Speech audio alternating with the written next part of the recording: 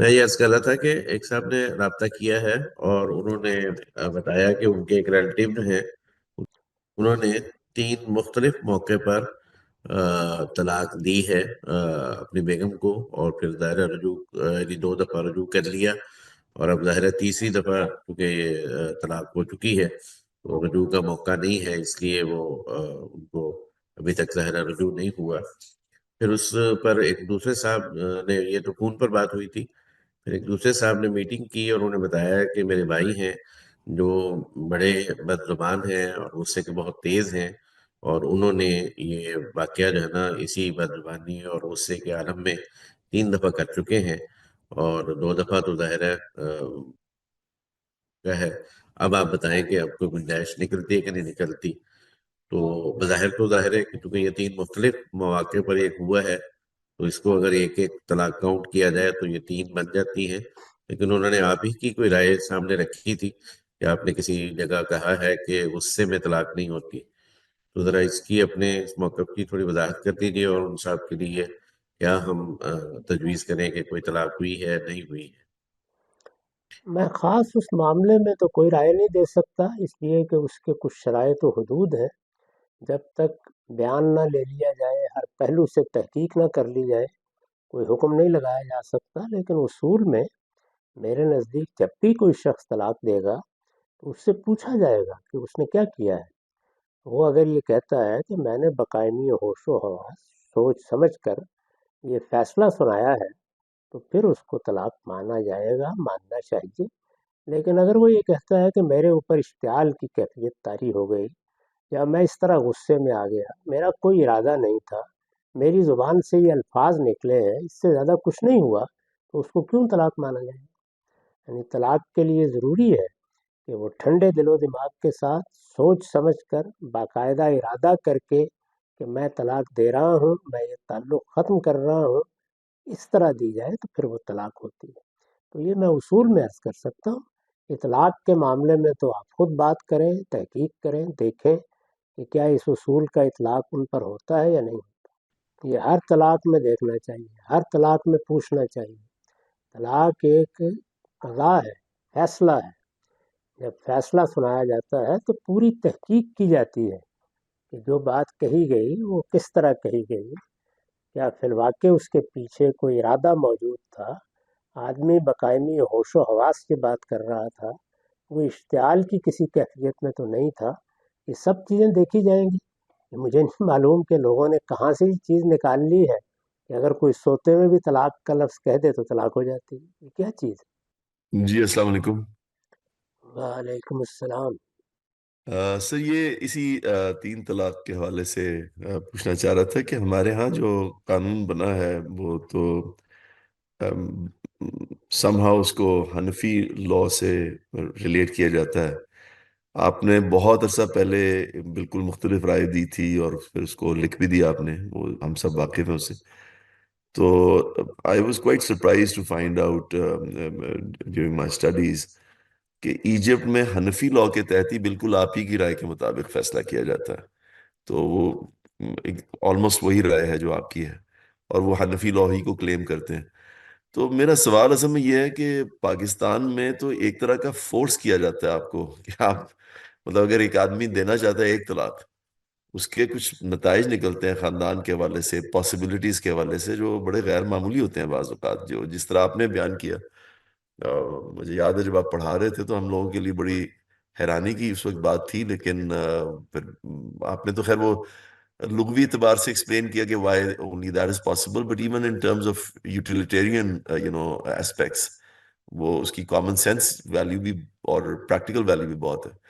تو اس صورت میں جبکہ اسٹیٹ آپ کو ایک طرح کا ایک غلط چیز پہ فورس کرتی ہے کہ آپ دیں 3 طلاقیں، تو کیا کوئی گنجائش ہے اس کے اندر جو ہمارے ہاں، مطلب آپ اس کو ناپسند بھی کرتے ہیں کسی قسم کے ہیل کو استعمال کرنے کے لیے، لیکن اس کے بعد پھر آدمی کیا کرے اگر ہو جائے اور کوئی خاندان کی بہتری کے لیے بچے چھوٹے ہوں اور کوئی صورت بنانا چاہ رہے ہوں، تو مطلب میں اشارتاً حلالہ وغیرہ کی طرف ہی کر رہا ہوں، تو آپ سخت ناپسند ہی کرتے ہیں۔ لیکن یہ ظلم نہیں ہے جی، مطلب ایک احوان البلیغ نہیں ہے کہ آپ نے وہ مطلب فورس کر کے ایک آدمی کو غلط رائے کی طرف مجبور کر دیا؟ اس کے دو پہلو ہیں. ایک تو یہ ہے کہ اگر کسی نے کسی کو مجبور کر کے طلاق دلوائی ہے تو وہ ہوئی ہی نہیں. یعنی اگر اس کا ارادہ نہیں تھا، مثال کے طور پر ایک ہی طلاق دی اس نے اور اس کا بھی ارادہ نہیں تھا، اسے مجبور کر دیا گیا، تو وہ طلاق ہی نہیں ہوئی. اسی طرح وہ تو ایک طلاق دینا چاہتا تھا، کسی نے اس کو قانون کی طاقت سے یا بندوق کی طاقت سے مجبور کر دیا کہ وہ یہ 2 یا 3 طلاق دے، تو وہ بھی نہیں ہوئی. یہ بات تو ہمارے ہاں ہمیشہ سے مانی جاتی ہے کہ اکراہ میں کوئی معاملہ نہیں ہوتا. یہ تو ایک پہلو ہے. لیکن کیا یہ واقعہ ہے؟ میرا خیال یہ ہے کہ یہ تعبیر کا مسئلہ ہے، اس کی تحقیق کر لینی چاہیے. اس وقت صورتحال کیا ہے میں اس سے پوری طرح واقف نہیں ہوں، اس لیے کوئی حتمی رائے نہیں دے سکتا. لیکن جو 3 نوٹس دیے جاتے ہیں وہ اصل میں 3 طلاق نہیں ہے. یہ لوگ غلط اس کو انٹرپریٹ کرتے ہیں.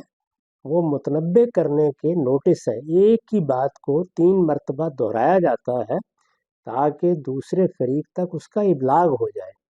تو اس کی تحقیق کریں کہ جس کو لوگ 3 طلاق سمجھ رہے ہیں اس کی حقیقت فی الواقع کیا 3 طلاق ہے؟ میرا خیال ہے کہ ایسا نہیں. آصف آپ انمیوٹ کر کے مزید بات کر سکتے ہیں. جی بس ایک دو فالو اپ کوشچنز تھے.